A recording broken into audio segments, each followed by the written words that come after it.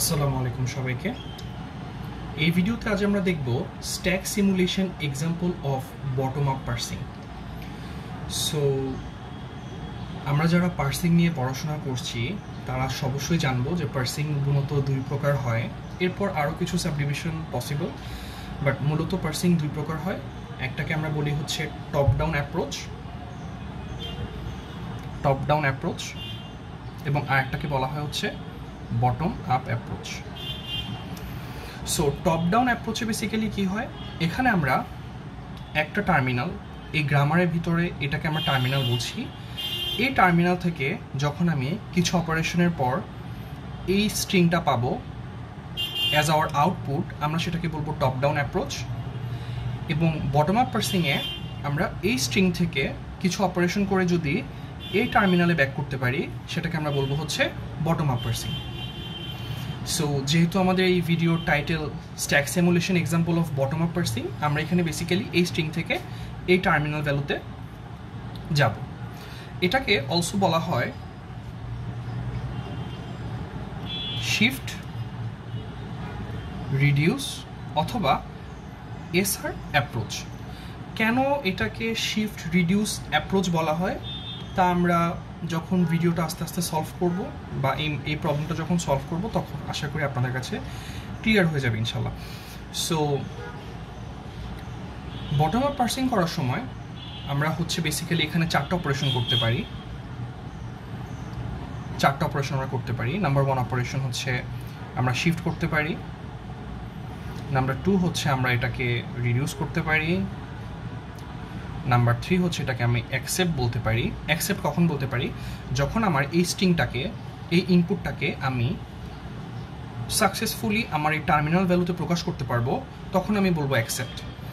যদি আমি আমার এই স্ট্রিংটাকে কোনোভাবে টার্মিনাল ভ্যালুতে নিয়ে না আসতে পারি তখন আমি সেটাকে বলবো হচ্ছে এরর। সো 4 রকমের অপশনস এখানে পসিবল। সো যেহেতু স্ট্যাক সিমুলেশন, সো আমাকে অবশ্যই একটা স্ট্যাক ইউজ করতে হবে। আমি ডিরেক্টলি এটার সলিউশনে চলে যাচ্ছি। আশা করি এই সলিউশনটা করলে আপনার বুঝতে অনেক সুবিধা হবে যে কেন এটাকে আমি এসআর বলছি, কেন এটা বটম আপ পার্সিং অ্যান্ড কীভাবে এই জিনিসটা কাজ করছে। এখানে আমি ইনপুট লিখছি। ইনপুট বলতে এই স্ট্রিংটা, যেহেতু আমাকে এইটাকে হচ্ছে টার্মিনাল নিতে হবে, সো এইটাই বেসিক্যালি আমার হচ্ছে ইনপুট। এবং এখানে আমি অ্যাকশনস লিখছি। অ্যাকশনস বলতে এখানে আমি কি অপারেশন করছি এটা হচ্ছে এখানে বোঝানো হচ্ছে। সো ফার্স্ট অফ অল আমি স্ট্যাকের ভিতর একটা $সাইন পুশ করে রাখবো এবং ইনপুটে কিন্তু আমার এই পুরো স্ট্রিংটা এখানে এসে বসবে। এই ID multiply bracket open ID plus ID bracket close, এই এক্সাম্পলটা কিন্তু খুবই মানে নোন একটা এক্সাম্পল। আপনারা যারা কম্পাইলারে ক্লাস করছেন তারা ডেফিনেটলি ক্লাসে দেখবেন আপনাদের ফ্যাকাল্টি মেম্বার্সরা প্রথম ক্লাসেই এই এক্সাম্পলটা নিয়ে কথা বলবে। এই এক্সাম্পলটা অনেক নোন একটা এক্সাম্পল, এর জন্য আমি চেষ্টা করছি এই ভিডিওটা এক্সাম্পলটা দিয়েই করতে, যাতে আপনি ক্লাসে না বুঝলেও এখন খাতা খুলে এই ভিডিও দেখে বুঝতে পারেন যে আপনার রেসপেক্টেড ফ্যাকাল্টি কীভাবে এই জিনিসটাকে সলভ করেছিল। সো আমি এখানে ইনপুটটাকে অ্যাজ ইট ইজ তুলে দিচ্ছি এবং ইনপুটের পরে আমি একটা $সাইন অ্যাড করব। কেন অ্যাড করব, কারণ যখন আমি এটাকে সলভ করে যখন দেখব যে $সাইন চলে আসছে, আমি তখন শিওর হব যে ওকে আমার ইনপুটে আর কোনো কিছুই নেই। সো এটা আমাদের নাম্বার 1 লাইন। আমরা এখান থেকে বেসিক্যালি সলভ করা শুরু করছি। আমাদের স্ট্যাকে জাস্ট একটা $সাইন পুশ করা আছে এবং আমি এই স্ট্রিংটাকে এটা লিখলাম। আমার মেইন টার্গেট হচ্ছে এই স্ট্রিংটাকে টার্মিনালে নিয়ে যাওয়া। সো আমি দেখতে পাচ্ছি এখানে কিন্তু কিছুই নেই। সো আমাকে ফার্স্ট কাজ এখানে করতে হবে, আমাকে শিফট করতে হবে। শিফটটা আমি করব হচ্ছে রাইট থেকে লেফটের দিকে শিফট করব। ইনপুটটাকে আমরা লেফটের দিকে শিফট করব। এখানে যে ভ্যালু আছে এটাকে আমরা লেফটের দিকে শিফট করে দিব। সো যেহেতু শিফট, তার মানে এই আইডিটা বের হয়ে এখান থেকে আমরা স্ট্যাকে পুশ করে দিব, স্ট্যাকে পাঠিয়ে দিব। সো সেকেন্ড লাইনে আমাদের স্ট্যাকটা দাঁড়াবে $সাইন, যেহেতু $সাইন ছিল অ্যাজ ইট ইজ বসবে। যেহেতু আমি আইডিটাকে শিফট করছি এখানে আমার আইডিটা চলে আসবে এবং বাকি পোর্শনগুলো কিন্তু অ্যাজ ইট ইজ বসবে।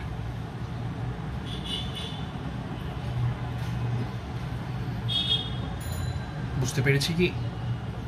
আমি জাস্ট আমার এই আইডিটাকে আমি শিফট করে দিলাম, স্ট্যাকে পুশ করলাম এবং বাকি পোর্শনটা আমরা অ্যাজ ইট ইজ এভাবেই লিখে রাখলাম। এখন আমি যদি গ্রামারের দিকে তাকাই, আমি দেখতে পাচ্ছি এই আইডিটাকে কিন্তু আমরা ই দ্বারা রিডিউস করতে পারি। যেহেতু আমাকে মূলত টার্মিনাল ভ্যালুতে নিতে হবে, সো অবশ্যই আমাকে রিডিউস করে করে যেতে হবে। সো আমি এখানে তাহলে কি করব, রিডিউস করব এই আইডিটাকে। কিভাবে রিডিউস করব, এখানে আমার গ্রামার দেওয়া আছে ই বিলংস টু আইডি, সো আমি লিখতে পারি ইকে আমি আইডিটাকে আমি দ্বারা রিপ্লেস করলাম। সো দেখেন প্রথমেই কিন্তু আমার শিফটও হয়ে গেল, রিডিউসও হয়ে গেল, অ্যান্ড আলটিমেটলি আমি এই শিফট রিডিউসের মাধ্যমেই কিন্তু আমি টার্মিনালে পৌঁছাতে পারবো। এর জন্যই এটার আরেক নাম হচ্ছে শিফট রিডিউস মেথড অথবা এসআর মেথড।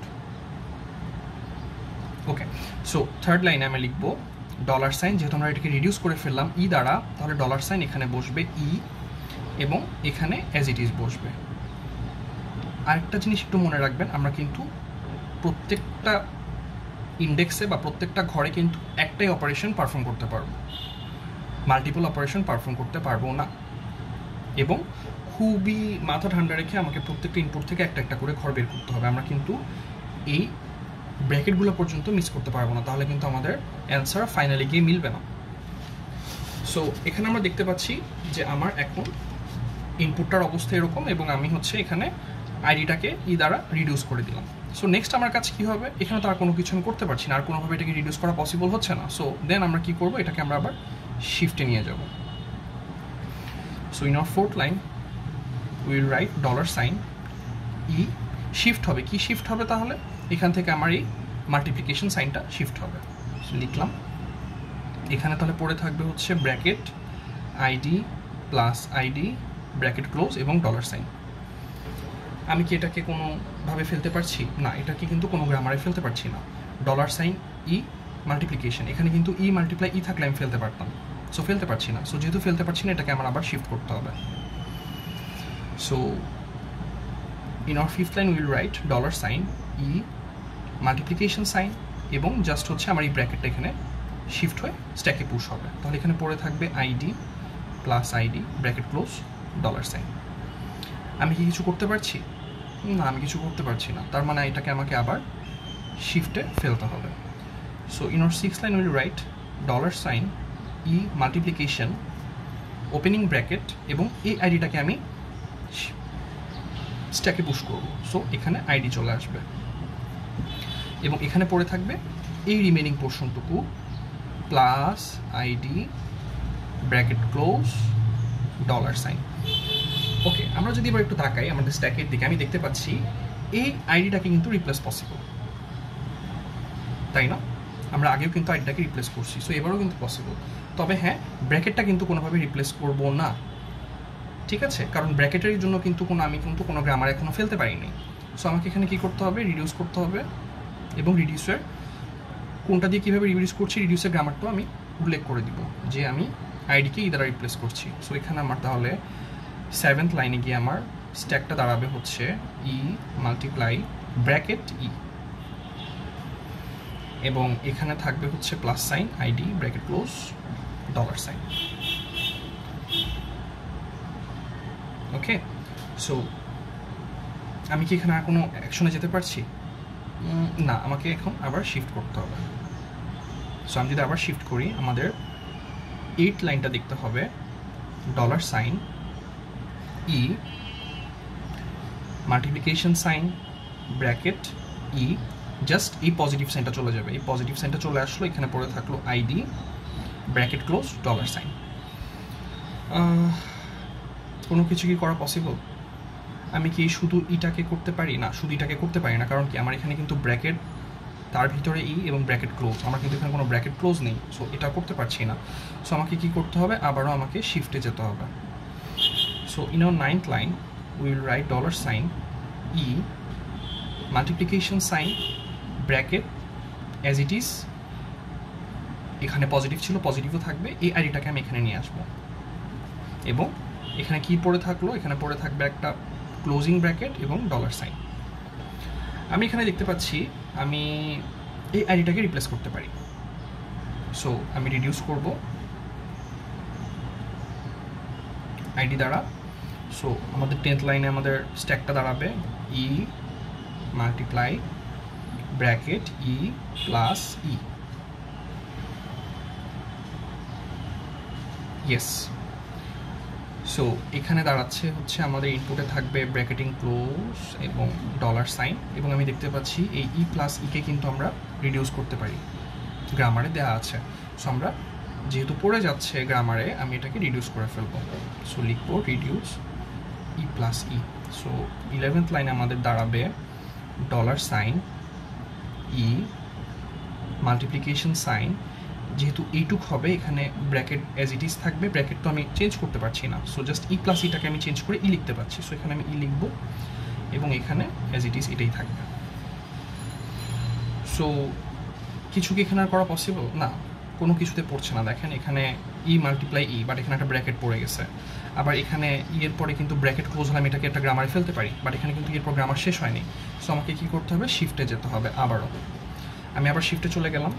আমাদের 12 লাইনে গিয়ে তাহলে স্ট্যাকটা দাঁড়াবে হচ্ছে, যেহেতু শিফট করতে হবে, ই মাল্টিপ্লাই ব্র্যাকেট ই, এবং আমি হচ্ছে এখান থেকে এই ব্র্যাকেটটাকে স্ট্যাকে পুশ করব, এবং এখানে শুধু পড়ে থাকলো হচ্ছে আমার ডলার সাইনটা। এবার আমি দেখতে পাচ্ছি এটাকে কিন্তু আমি একটা গ্রামারে ফেলতে পারছি। So reduce bracket. So 13 number লাইনে গিয়ে আমি লিখবো ডলার সাইন ই মাল্টিপ্লাই, যেহেতু এটাকে আমি এটা দ্বারা রিডিউস করছি, সো এখানে জাস্ট ই বসে যাবে, এখানে as it is dollar sign বসবে, যেহেতু আমি ইনপুটে যেতেও পারছি না, অন্য কোনো কিছু নাই এখানে। অ্যাট দ্য সেম টাইম আমার তো যেহেতু আমি প্রত্যেকটা ইন্ডেক্সে জাস্ট একটা অপারেশন করতে পারবো, সো আমি এখান থেকে কিছু করতে পারবো না। আবার দেখতে পাচ্ছি এইটুক কিন্তু একটা গ্রামারে পড়ছে। সো আমি লিখবো reduce E E multiply E. As a result আমাদের 14 নম্বর লাইনে গিয়ে ডলার ই, এবং এখানে কিন্তু আমার ইনপুটে ডলার হয়ে গেলো। যেহেতু ইনপুটে ডলার হয়ে গেলো, আমি বুঝলাম আমার ইনপুট শেষ এবং আমি একটা টার্মিনাল ভ্যালুতে এসে পৌঁছাতে পেরেছি। So ultimately it will be accepted. And এভাবেই হচ্ছে আমরা পরীক্ষায় stack simulation example of bottom up পার্সিংটা করে থাকি। আই হোপ ভিডিওটা আপনাদের কাছে ক্লিয়ার হয়েছে। তাও যদি কোনো কনফিউশনস থাকে আপনি ভিডিওটা আবার প্রথম থেকে দেখবেন। আশা করছি আপনাদের প্রবলেমসগুলোর যে কোয়ারিগুলো সেগুলো কেটে যাবে। তারপর আমি চেষ্টা করব ফার্দার আরও কিছু এক্সাম্পল নিয়ে এই বটম আপ পার্সিং বা শিফট রিডিউসিং নিয়ে আরও কিছু ভিডিও বানাতে, যাতে আমরা সবাই মিলে প্র্যাকটিস করতে পারি। ধন্যবাদ সবাইকে।